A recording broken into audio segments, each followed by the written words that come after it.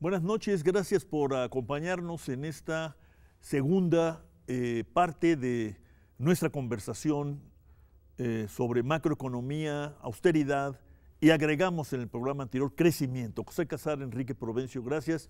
Gracias por acompañarnos en esta nueva entrega de Observatorio Cotidiano desde su mirador de la economía política. Enrique Provencio, incorporamos crecimiento y nos preguntamos, los tres creo que coincidiríamos ahí en esto, porque no se habla del crecimiento y tampoco se anota el hecho de que este crecimiento que hemos tenido en los últimos 30 años, pues no ha sido socialmente satisfactorio, podríamos decir, digamos en términos de empleo, de comportamiento de los salarios, no sé, de las expectativas mismas sobre el futuro que tienen inversionistas y no inversionistas. Retomemos la cuestión. Crecimiento que no registramos como tema, austeridad que se quiere volver, política de Estado, y por otro lado estabilidad macroeconómica y finanzas públicas sanas. Yo le pongo comillas, José Casar, me disculparás, pero en fin, no es paranoia, pero es susceptibilidad, prurito. Enrique Provencio. Bueno, el punto del crecimiento. En el programa pasado, en efecto, nos preguntábamos contigo, ¿y por qué se habla tan poco del crecimiento? ¿Será que ya no es necesario crecer más? Pero yo respondo, ¿o será que ya hay un efecto cultural que volvió anatema el crecimiento? Porque en esto hay algo muy curioso. Por un lado, el gobierno de la República que está terminando insistió durante los últimos años que la economía mexicana iba bien, que estábamos creciendo más que el resto de América Latina. También se dijo que el efecto de las reformas estructurales ya iba a estar dando resultado para 2018, no es así. Y ahora lo que se dice es que ese efecto se va a diluir para los próximos años. Es decir, la propia campaña oficial insistió en que no vamos mal y vamos a ir mejor. Por otro lado, hay un efecto cultural de largo plazo interesante de observar, que durante mucho tiempo planteó que lo que importaba era el desarrollo y la distribución, no el crecimiento. Asunto que todos hemos compartido, es decir, necesitamos más crecimiento con mejor distribución en un contexto más amplio de desarrollo humano, lo cual es cierto. Y sin embargo, sí hay corrientes que insisten en que el tema no es promover mayor crecimiento, lo cual hay que discutirlo a fondo porque hay sociedades que ahora pueden vivir muy bien con crecimientos de 2% incluso. ¿Por qué? Porque la población no crece y porque son sociedades de economías maduras que ya acumularon mucho y tienen un alto nivel de vida. Tiene una infraestructura para este desarrollo humano que quieres, pues innegable, ¿no? Y un sistema de seguridad social sobre todo. Sí. Pero en una sociedad de economía todavía inmadura como la de México, digo inmadura para no decir atrasada o subdesarrollada, que en buena medida lo seguimos siendo, no basta un crecimiento económico de 2,5% anual, porque todavía necesitamos mejorar mucho. Por un lado, la infraestructura física, por otro lado, las capacidades de desarrollo, entre otras, por cierto, con inversiones en ciencia, tecnología y educación superior, y sobre todo las capacidades del bienestar social, en un sistema de bienestar social que requiere todavía más inversión en salud, educación, pensiones y un largo etcétera. Por tanto, necesitamos no solamente un sistema distributivo, sino un sistema de generación de empleos, de riqueza, de infraestructura, que requiere un mayor nivel de ingreso. Y para elevar el nivel de ingreso necesitamos elevar el nivel de crecimiento. Por eso, lo estoy diciendo lo más resumidamente posible, sí necesitamos crecer más los próximos años. Crecer más por persona, no solamente en volumen. Y por eso hemos dicho, la aspiración de crecer a un 4% en promedio anual los próximos años es lo mínimo que nos deberíamos estar planteando. Por eso me intriga, me preocupa que no hablemos públicamente del bajo crecimiento. Totalmente de acuerdo con Enrique. El crecimiento es hoy la clave. Me voy a ver economicista, como siempre he sido. Es la clave de la solución de buena parte de los problemas nacionales, y no es que todos. El tema de la productividad que decías, ¿no? ¿Por qué no crece la productividad en México? Pues porque la mayor parte de la gente que entra al mercado de trabajo no encuentra acomodo en los sectores donde hay mucho capital y donde se produce mucho por persona que trabaja ahí. Y alta tecnología. Y tecnología, y termina trabajando en cosas del sector informal donde la producción a la que puede aspirar, a la producción que puede generar esa persona es muy baja y el ingreso al que puede aspirar es muy bajo. Que haya menos de esos empleos y más de los empleos buenos depende del crecimiento exclusivamente. ¿Sí?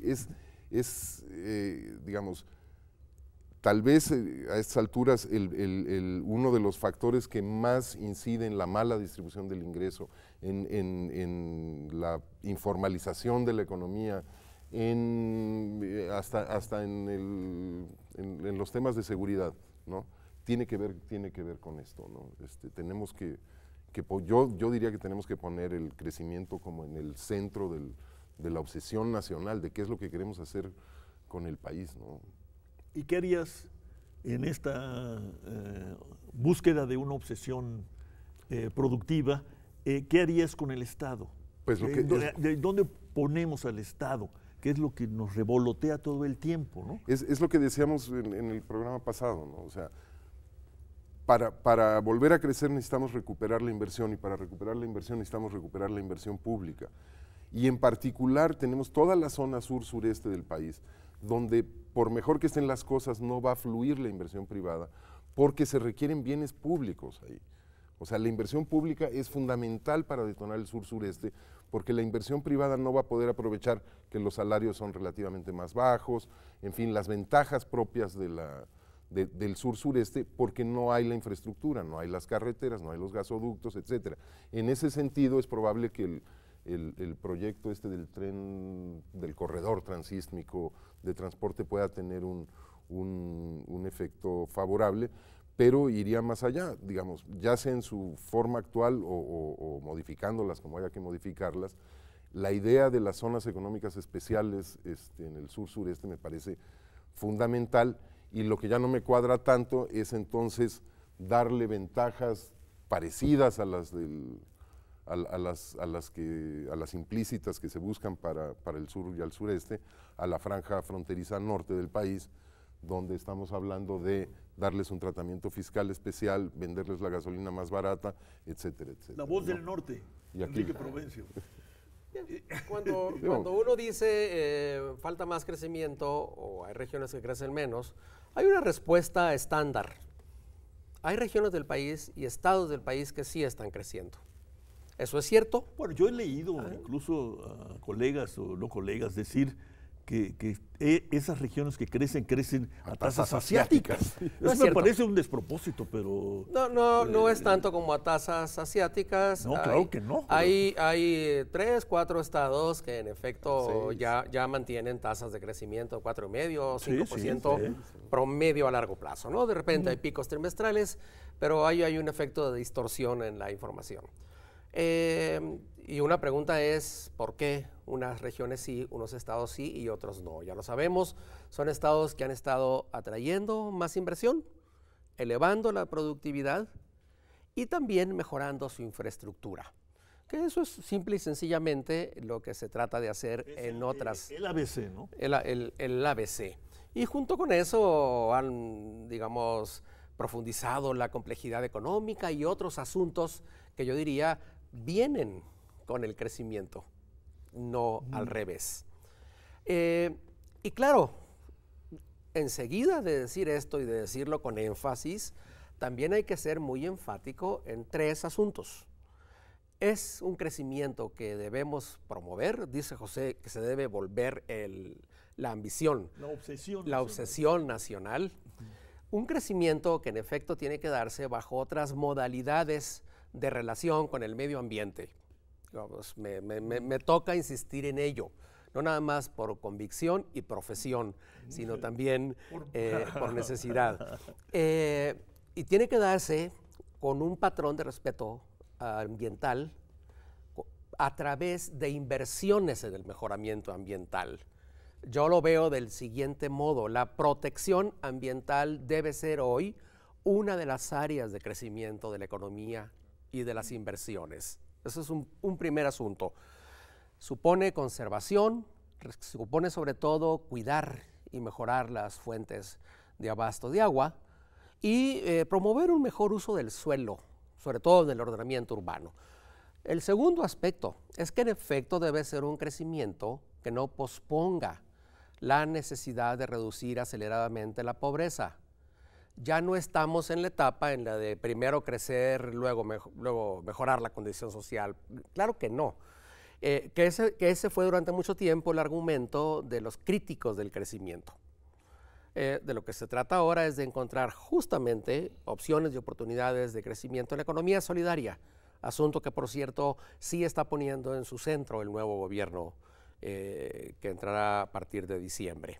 Y en tercer lugar, en efecto, tomar en cuenta las características distributivas del crecimiento.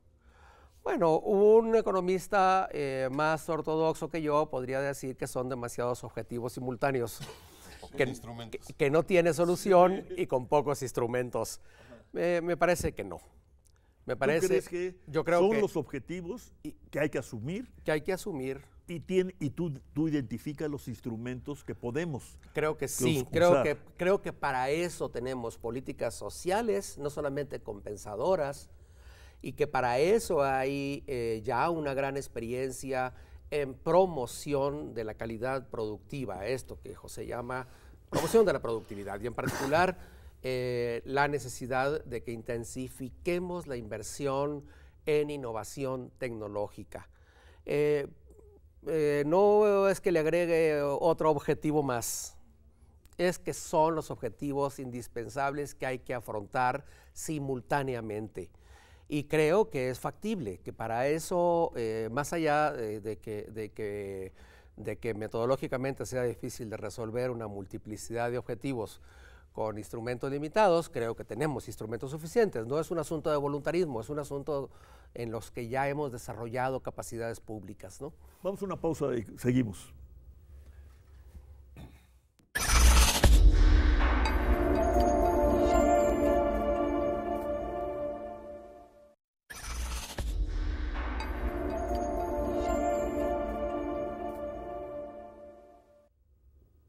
José Casar, el crecimiento como obsesión nacional, de repente me acordé, I Had a Dream de Martin Luther King, pero no.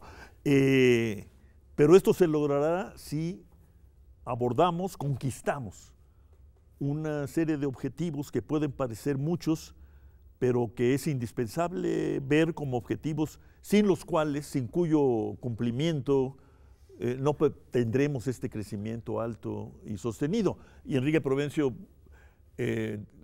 documenta nuestro optimismo diciéndonos, los instrumentos están ahí, sabemos cómo usarlos y los tenemos, entre comillas, yo lo meto ahora a la mano.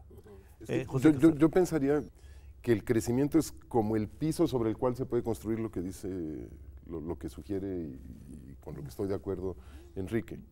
O sea, el crecimiento es el piso con el cual vas a tener los recursos para la política social. Con el crecimiento es sin cambiar las tasas de impuestos, ¿sí? O sea, simplemente si el producto es más alto y tienes la misma tasa de impuestos, la recaudación es mayor. Tienes más recaudación, tienes más recaudación. Eso sí se probó, ¿verdad? Sí se puede. Eso funciona. O sea, hay una flexibilidad relativamente buena en la relación recaudación-crecimiento. Claro. Entonces hay una relación positiva recaudación-crecimiento que te permite gastar más en política social y por tanto atacar el tema de la pobreza. Hay más recursos para remediación y conservación del ambiente. Y más aún, diría yo, el crecimiento es condición sine qua non para el crecimiento de la productividad. Se nos ha hecho pensar que como crece poco la productividad, crece poco la economía. Y es al revés. Es exactamente al revés. O sea, eso es poner, al final es culpar a la gente, ¿sí?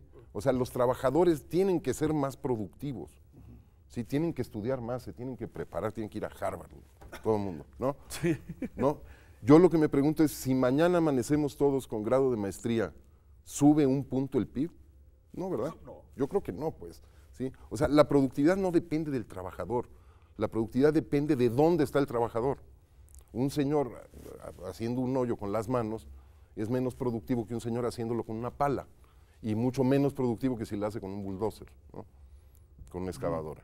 ¿Sí? Entonces, el punto es cómo hacemos para que haya cada vez más capital, la vieja acumulación de capital, para que haya más capital por trabajador, para que el trabajador sea más productivo. Ese mismo trabajador de aquí que decimos que tiene que tomar cursos y superarse y qué sé yo, lo pones pasado mañana en una fábrica en Chicago y produce 6 veces más que aquí. Sí, lo que produce la leyenda de Ramos Arizpe, ¿no? Pues sí. De los saltos en productividad de unos jóvenes extraídos de ejidos Pero es que es así. coahuilenses, ¿no? Que no es leyenda.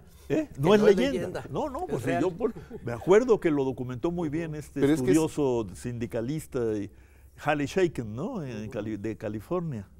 Es que es así, lo que son productivas son las empresas y los sistemas económicos, no las personas.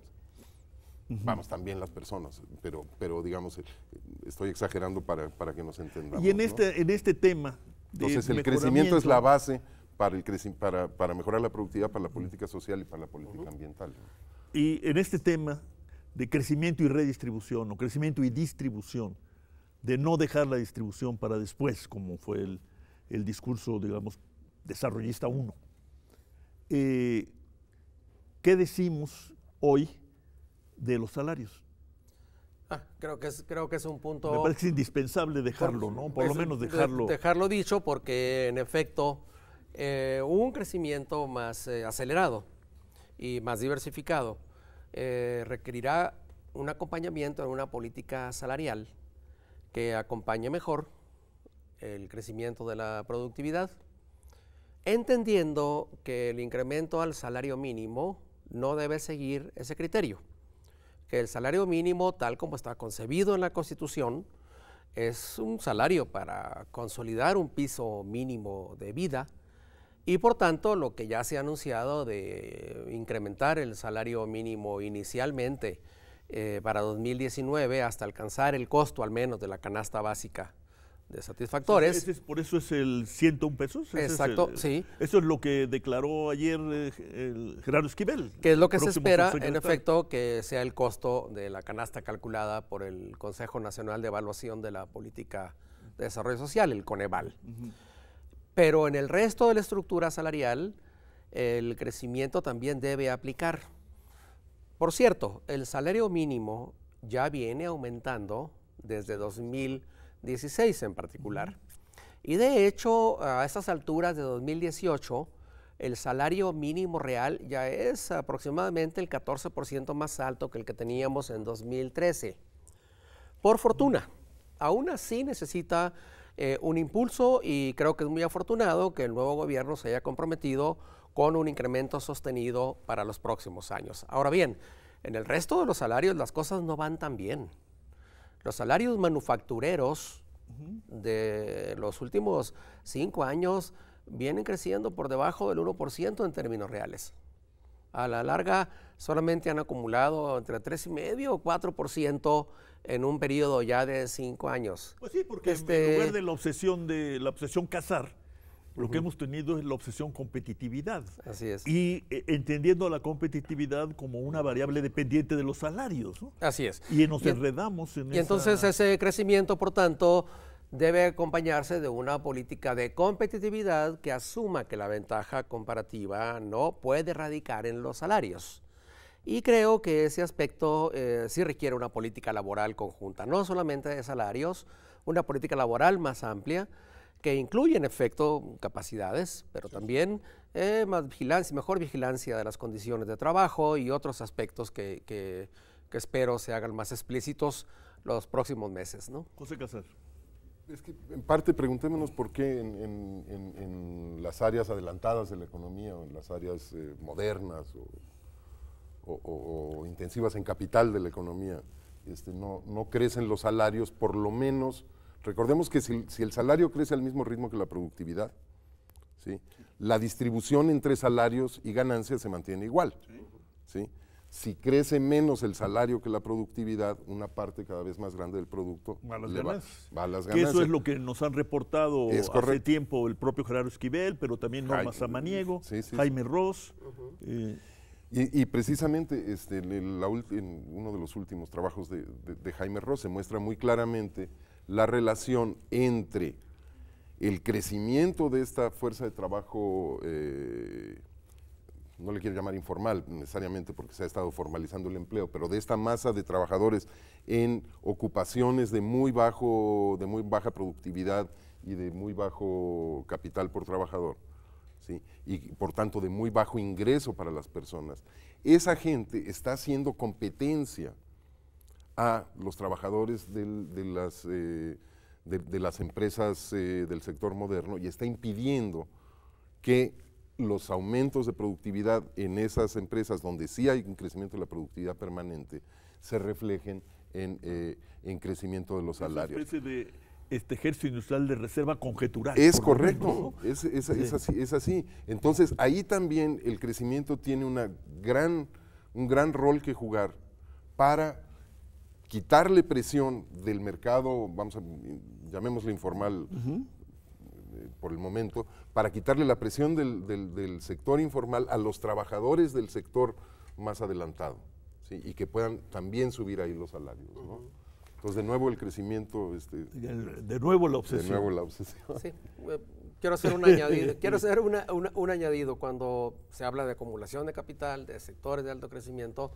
Por supuesto que hay que tener en cuenta que hoy los sectores de mayor rendimiento, de crecimiento más acelerado, son sectores de economía digital, de economía de la información, no solamente la vieja economía. Y creo que eso hay que decirlo porque una de las críticas que más se hacen ahora al discurso sobre la necesidad de crecer más es que se dice, lo que pasa es que ahora está el crecimiento en ramas de alto contenido de conocimiento de información. Correcto, de eso se trata.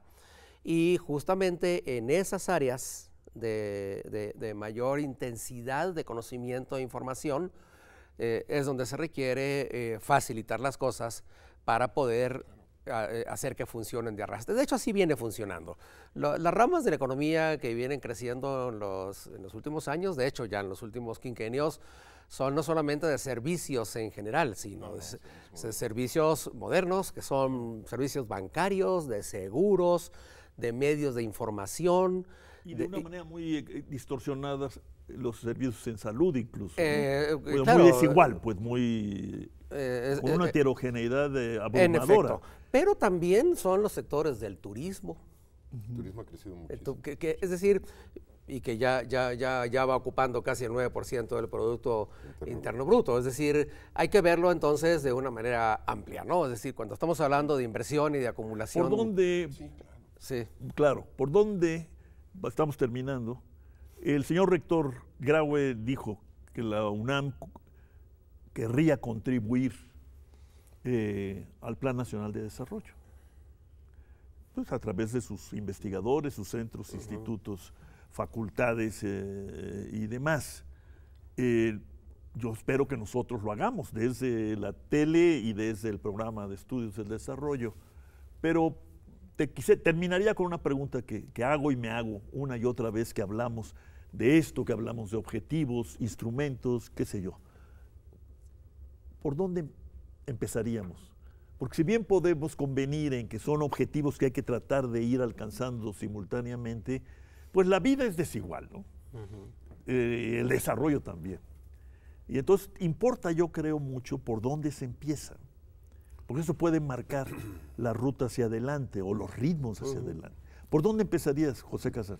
Mira, sí, a bote pronto, Sí, se me ocurre muy rápidamente pensar en una estrategia de desarrollo tecnológico, ¿sí? Donde busques asociaciones entre grupos de investigadores universitarios y empresas con un cierto apoyo o un cierto fondeo y participación en los resultados de de lo que es el logre del propio Estado, ¿no? O sea, impulsar desde el Estado la vinculación universidad-empresa, me parece que es un área que podría dar resultados muy interesantes. Enrique Provencio, estamos concluyendo. Voy a complementar la respuesta al dónde.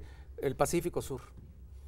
Bueno. Oaxaca. Empezaríamos Chiapas, en el Pacífico Sur incluyendo, y con la búsqueda de una extendiéndolo a Campeche y Tabasco. Es decir, conocimiento, producción. Efectivamente, la franja Guerrero, Michoacán, Oaxaca, Chiapas, más Campeche, tan afectado por la crisis petrolera, y Tabasco, son las entidades federativas donde hay que poner en juego no nada más la capacidad de convocatoria del Estado, sino también la atracción de las inversiones. Es lo que hay que atacar más rápido. Y para eso, vuelvo al principio, necesitamos que los operadores, gestores, diseñadores del gasto estatal recuperen la visión de la inversión pública como hecho histórico que abre, que crea imaginativo, que crea futuro, y que hemos perdido, ¿no? Hemos perdido bajo la dictadura de la conformidad, que diría Stormil, bajo la dictadura de la resignación, o peor aún,